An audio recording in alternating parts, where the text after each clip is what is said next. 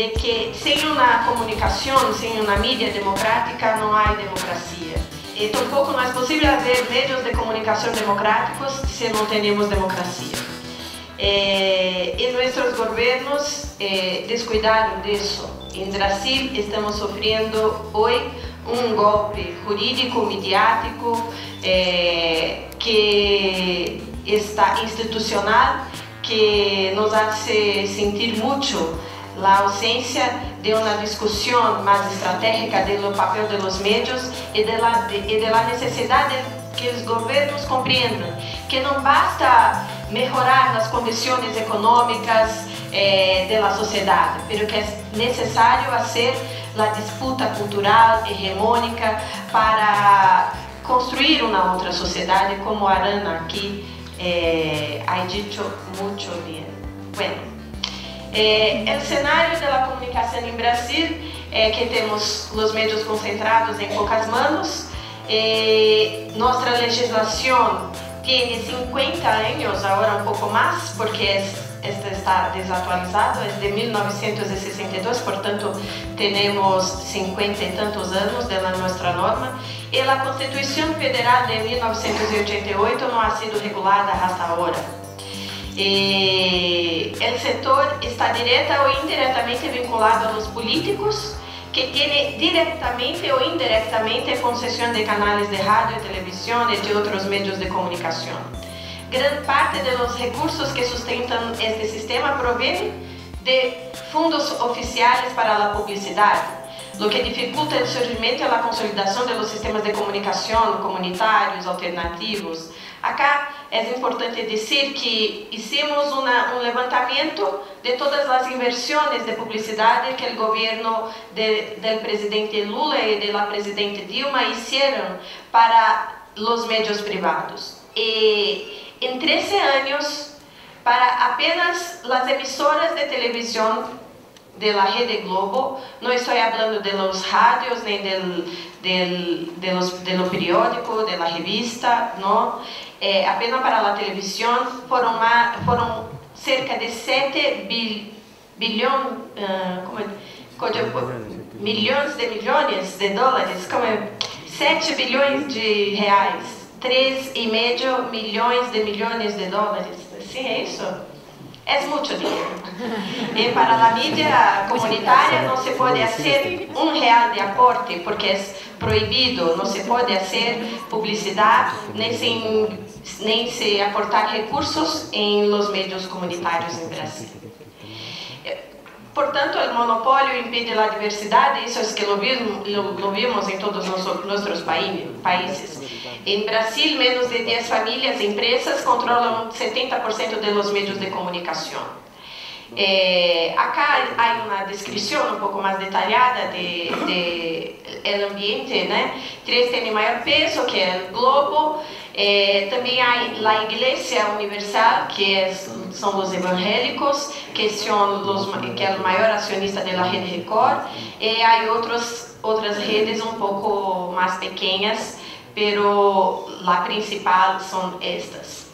Então, em las últimas 2 décadas, pero mais notadamente desde a última década, os meios de comunicação assumiram a defesa de projeto político no país, principalmente a partir da eleição de Lula. Não que antes não lo hacían, pero lo hacían de uma maneira mais indiscreta, mais discreta, digamos assim, né?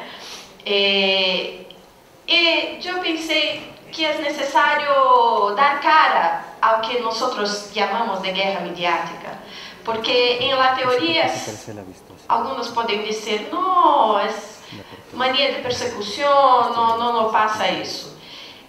Alguns pequenos exemplos. Estes 2 são de antes do governo Lula, ok? Então, era como se comportavam as revistas, sempre colocando em positivo as iniciativas, então, grande tacada, uma coisa muito boa, os rostos sorrindo e explicando por que o governo deve vender, privatizar nossas estatais, acabar com nossa soberania, mas não desta forma, porque as estatais são um desperdício de dinheiro público, não? A criminalização dos movimentos sociais es una regla constante de todos nuestros medios de comunicación. La criminalización de la izquierda se empezó de manera más fuerte, ya había, pero después de la victoria del presidente Lula, de manera más radical. Entonces, ¿qué quieren los radicales del PT? O PT ha dejado el Brasil más burro, las orejas, no sé cómo se llama, burro. Eso es una manera de se tratar al presidente de la República por un medio de comunicación, ¿no? Acá, más recientemente, para mostrar, no sé si es posible ver, la presidenta está caminando y hay la espada y es linda la foto, ¿no? El periodista merece un premio, pero ¿para qué sirve esta foto? Hay una mensaje.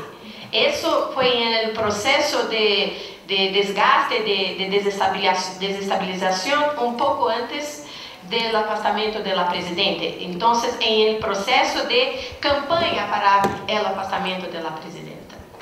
Acá, no sé si se puede ver, es lo mismo, pero la espada está en el pescozo de la presidenta. O entonces, le colocan al presidente Lula en las talheres del preso. Y esta al lado, ele sabiendo tudo, es la capa de la revista Veja, que salió 2 días antes de la decisión de las elecciones en Brasil. Eso se fue usado solamente la capa. Le imprimieron la capa como encarte de los periódicos en todo el país, como un panfleto político, porque se intentó cambiar el resultado de la elección con esta capa de esta revista. No es la primera vez que hacen eso en Brasil, ¿no? Mas também é processo de construção de hegemonia cultural, porque, vea, os padrões do alto tudo é melhor, del alto tudo é melhor. Então, lo bueno é ser um homem alto, delgado, e não lo bajo e gordito. Acá, ao lado, esta, é porque em Brasil logramos conquistar uma lei que tirou as empregadas domésticas, as mulheres que trabalham em las casas, de la escravidão, porque não tinham nenhuma proteção social.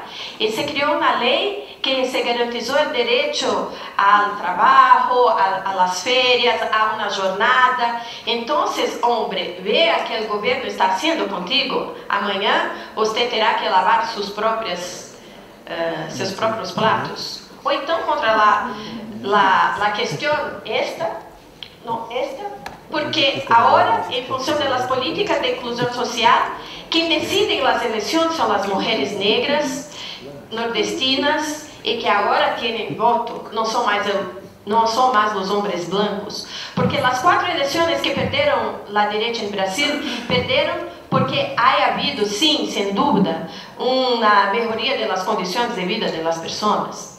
Ou então, a campanha por la redução da maioridade penal, que visa criminalizar e imputar crimes a nossos jovens negros que vivem nas periferias das cidades.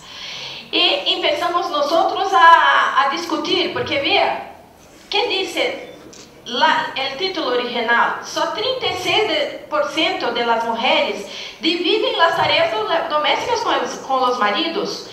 Como? Não são apenas 36% delas. Percebem a inversão da questão que está posta? A questão é: os homens não dividem as tarefas domésticas com os maridos? Não sei se conseguiram perceber a manipulação que há. Ou então, independência clara de um projeto político. Todo isso, o poder de Aécio, que era o candidato que pleiteava a presidência com a Dilma. Ou então, esta capa, que é homem del ano para os meios de comunicação, é o grande herói brasileiro, que é o juiz que está fazendo a operação Lava Jato, responsável para criminalizar e encarcerar toda a esquerda e que está sendo um estrago grande em Brasil. E acá outros exemplos, não? Quando se trata do PT ou da presidenta, se habla de de corrupção, de propina, caixa 2, desvio. Se a questão é para o lado da direita, não. Então, tesoureiro informal não é caixa 2, não? E aqui teve que suspendeu o patrocínio dos blogs políticos, não? Na verdade, suspendeu o patrocínio dos meios de comunicação alternativo que vinham fazendo na contranarrativa sobre o que passava em nosso país. E outro, mostrando que a economia tem solidez para passar por turbulência. Isso antes do golpe já tinha. E eles se manipulam toda a informação. Sérgio Guerra, que é um arauto do PSDB, negocia ajuda, não propina, não ajuda para fazê-lo. Então, isso é que se trata da guerra mediática. É uma guerra desigual, porque nós não temos os mesmos meios para combatermos no campo deles. O que temos nós são nossos meios comunitários, que estão rebaixados porque não têm inversões, porque não têm possibilidade de falar para tantas pessoas quanto eles. Os meios de comunicação privados falam para 200 milhões de pessoas no Brasil. Nós não conseguimos fazer isso. Então, essa é que é a questão, porque os meios privados é que fazem hoje efetivamente a censura, é que são os opositores à nossa liberdade de expressão, porque además se apropriam de maneira indevida da bandeira da liberdade de expressão, nos acusando de sermos nós os censores. El dia 24 de junho, quando cheguei acá, um editorial do periódico Estado de São Paulo, porque estamos nós numa guerra grande, porque o governo golpista de Michel Temer ha tentado intervenir na empresa Brasil de Comunicação, que foi nossa empresa pública, conquistada por la sociedade brasileira. Não é uma empresa de um partido político, nem tampouco de um governo, é uma empresa nossa. E tentou intervenir, mas entramos na justiça e conseguimos fazer volver seu presidente, que tem um mandato. Todos os meios estão fazendo uma grande guerra contra a EBC e me citaram em um editorial nominalmente como se eu fosse a defensora da censura. Isso é criminalização dos movimentos sociais, é uma tentativa de criminalizar a democratização da comunicação, porque regular não é censura. E nós temos lutado há anos. Não vou passar acá porque é uma coisa específica de Brasil, mas o que é necessário dizer para que caminhe para cerrar, porque meu tempo já está se esgotando, é que nossos governos não compreenderam que para cambiar o projeto político em nossa América, para construir uma sociedade soberana que vise a integração de nossa América, a integração de nossos países de forma soberana, é necessário fazer a luta por la democratização da comunicação.